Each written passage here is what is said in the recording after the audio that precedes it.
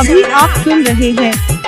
मैथिली धूम की प्रस्तुति। 440 वोल्ट तोहर छौ मशीन मांगे छौ छोड़ी औरत गे 440 वोल्ट तोहर छौ मशीन लगा ले छोड़ी औरत गे औरत गे औरत गे औरत गे औरत गे तोरा बोर्ड में छौ डबल स्क्रीन मांगे छौ छोड़ी औरत गे 440 वोल्ट तोहर छौ मशीन लगा ले छोड़ी औरत गे लगा ले छोड़ी लगा ले छोड़ी लगा ले छोड़ी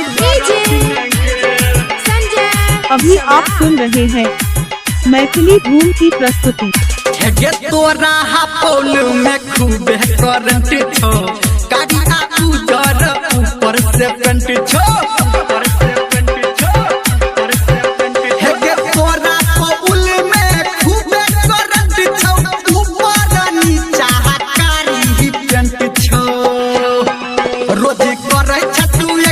लगा ले छोड़ी औरत गे 440 के तोहर छौ मशीन मांगे छौ छोड़ी औरत गे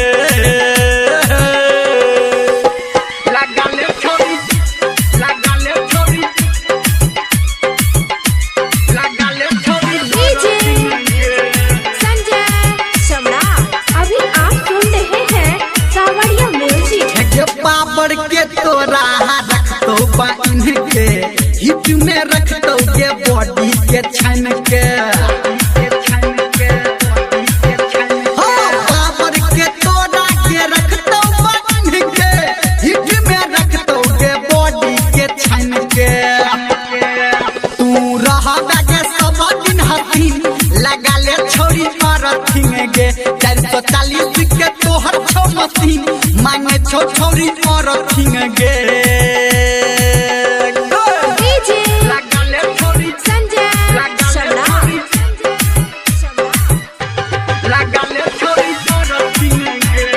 अभी आप सुन रहे हैं मैथिली धूम की प्रस्तुति। गे साची कहो धर्मेंद्र के तोरा दूटा बैरिंग छौ अंदर के तोरा साची कहो धर्मेंद्र के तोरा